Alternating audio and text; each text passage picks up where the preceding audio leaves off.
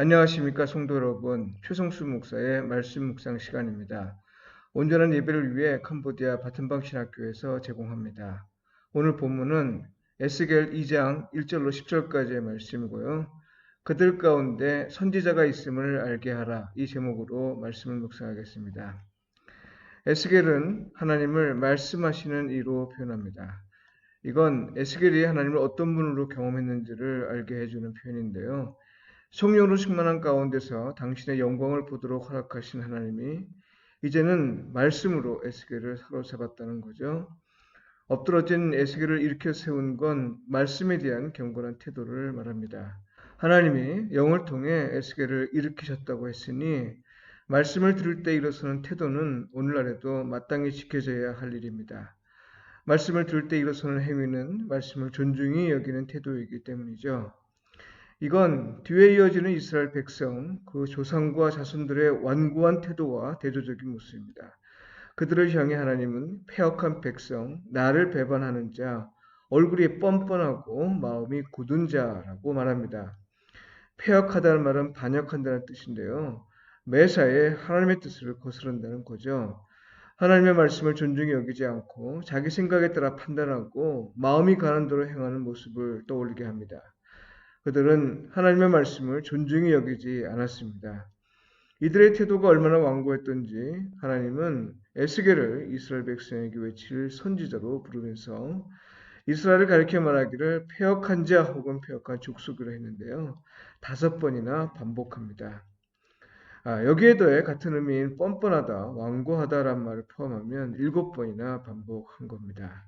이스라엘은 바벨론 침공을 받아 나라의 멸망을 경험하고 또 그 결과 포로로 끌려온 상황에서도 하나님의 말씀에 귀를 기울이지 않았습니다. 심판을 받고도 하나님의 말씀을 듣지 않았다는 말인데요. 심판이 있으면 믿지 않는 자라도 하나님을 믿을 것이라 말하는 사람은 그것이 얼마나 근거 없는 말인지 명심해야 할 겁니다. 에스겔이 하나님의 말씀을 전하는 사역과 관련해서 하나님은 이렇게 말씀하셨습니다. 그들이 듣든지 아니 듣든지 여호와의 말씀을 전하라 했고요. 그리고 6절에서는 인자야 너는 비록 가시와 찔레와 함께 있으며 정갈 가운데 거주할지라도 이렇게 말씀하셨습니다. 하나님의 백성에게 하나님의 말씀을 전하는 일이 얼마나 큰 고통을 예상해야 하는 일인지 이걸 염두에 두고 전하라는 거죠. 게다가 그들의 죄가 얼마나 크고 또 그들을 향한 하나님의 심판이 얼마나 큰지 이 사실을 말하기 위해 에스겔은 두루마리 책에 애가와 애곡과 재앙의 말이 기록되었다고 했는데요. 보통 두루마리는 한 면에만 글을 쓰는 것이 보통인데 안팎에 글이 가득하다고 했습니다. 이스라엘 백성 가운데 도대체 하나님의 말씀을 존중히 여기며 말씀대로 살려는 노력한 자가 한 사람이라도 있었는지 의심이 들 정도입니다. 그러니까요, 누구도 하나님의 말씀에 귀를 기울이려 하지 않는 현실인 거죠. 나라가 멸망하고 성전까지 무너졌으니 그 힘없고 나약한 여호와를 무슨 근거로 믿고 또 무슨 근거로 그의 말씀에 귀를 기울이겠습니까? 그럴 이유가 전혀 없는 거죠. 바로 이런 상황에서 하나님은 에스겔을 선지자로 부르심으로써 자기에 대한 기대감을 모두 포기한 백성 가운데 선지자가 있음을 알게 하십니다. 하나님은 여전히 말씀하시는 분임을 알게 하시려는 거죠. 여호와 하나님은 나라의 멸망이나 성전 파괴 같은 일로 기대를 포기해도 되는 그런 존재가 아니라는 겁니다.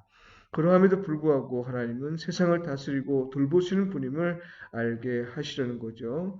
이것을 보이기 위해 하나님은 그들 가운데 선지자가 있음을 알게 하시려 에스겔을 선지자로 세우시고 그를 패역한 백성 가운데로 보내신 겁니다. 그런데요, 에스겔을 말씀을 전하는 선지자로 세우시고 말씀하시면서 하나님이 에스겔에게 하신 말씀은 매우 특별합니다. 너 인자야, 내가 내게 이르는 말을 듣고 그 패역한 족속같이 패역하지 말고 내 입을 벌리고 내가 내게 주는 것을 먹으라 말씀하셨습니다.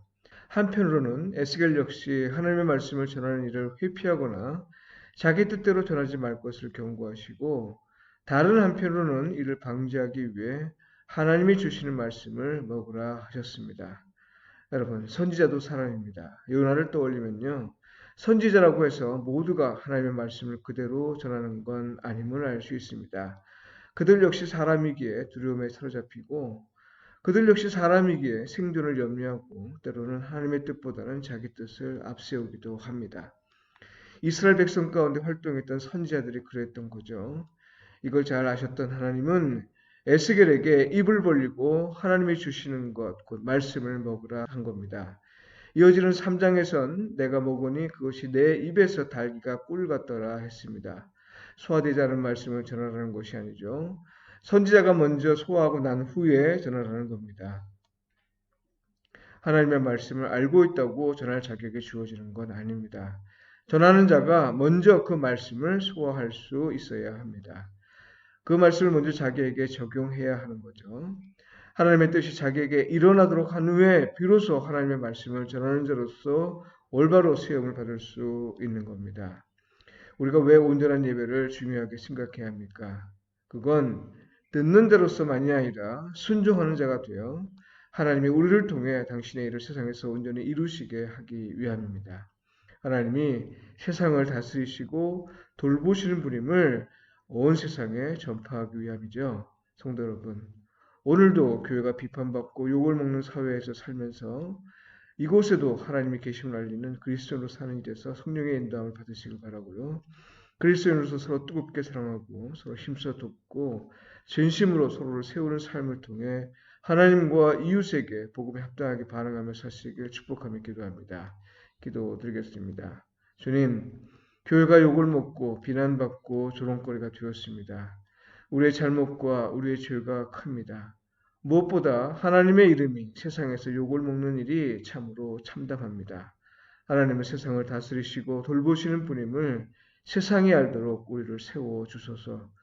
우리로 순종의 삶을 살게 하시어 우리를 통해 하나님이 말씀하시고 우리 가운데 하나님의 살아계심을 알리게 하소서. 예수님의 이름으로 기도드립니다. 아멘.